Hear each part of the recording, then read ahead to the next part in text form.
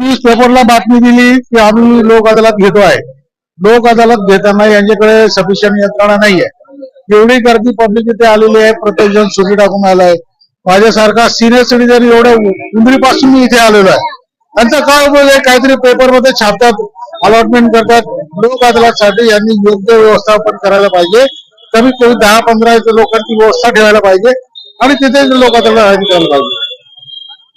हे माझं गव्हर्नमेंट सूचना आहे की यांना सुधरा. तेवढ्या हे तर कमी केले जाते जणू कोणी मुंबईच्या हायवेच्या पावत्या कमी केल्या जात नाहीत. कारण काय? आणि आता आम्ही जवळजवळ 3 वाजल्यापासून उभा आहोत, पण इथं कोणी हे मध्ये सोडत नाहीत. आणि कारण आमची इच्छा आहे, आम्ही इच्छा आहे दंड भरण्याची, काय करून सोडलं जात नाही. असं आहे की शासनाने ही जी काही योजना चालू केली ती पिंपरी चिंचवड आणि पुणे शहर यासाठी केली, परंतु त्यांचं हे नाही लक्षात आलं की पुणे शहरामध्ये ना 12-13 ग्रामीण तालुके आहेत आणि त्या सगळ्या तालुक्यातील लोक पण इथे आलेली आहेत आणि पूर्ण पिंपरी चिंचवड पण शहर जो आहे गाडी ते पण सगळे आलेले. म्हणजे शासनाला याचा अंदाजच नाही आला की त्यांनी योजना फक्त 3 दिवसासाठी ठेवली, परंतु किती लोक येतील त्याचा त्याला बिलकुल अंदाज नाही आला. आणि त्यांनी इथं जे काही टेबल वगैरे मांडलेले आहेत ते फार अगदी अत्यल्प आहेत. 2-4 टेबल टाकून होणार नाही.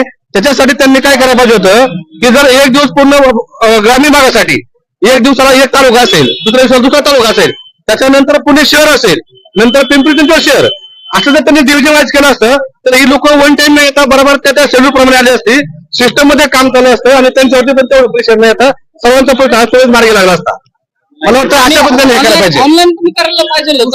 ऑनलाईन जर त्यांनी केलं तर उत्तमच आहे, पण आता हे सगळे एकंदरीत परिस्थिती पाहून त्यांच्या लक्षात आलं असेल योजना जी त्यांनी आणली, परंतु त्याच्यावर पूर्ण बेजोड उडलेलं आहे. लोकसंख्या खूप जास्त आहे.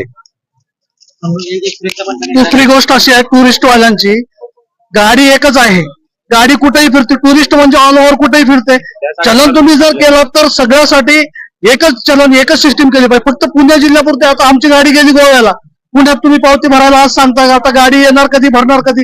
टुरिस्ट गाडी आहे तर तुम्ही सगळ्यासाठी. आता हायवेला चलन काढलेलं ते कुठं जाऊन बघणार अजून. आता फक्त त्यांनी त्याच्यापुरतं मर्यादित पिंपरी चिंचवड आणि पुणे म्हणतात. तर सगळ्यासाठी एक नियम केला पाहिजे.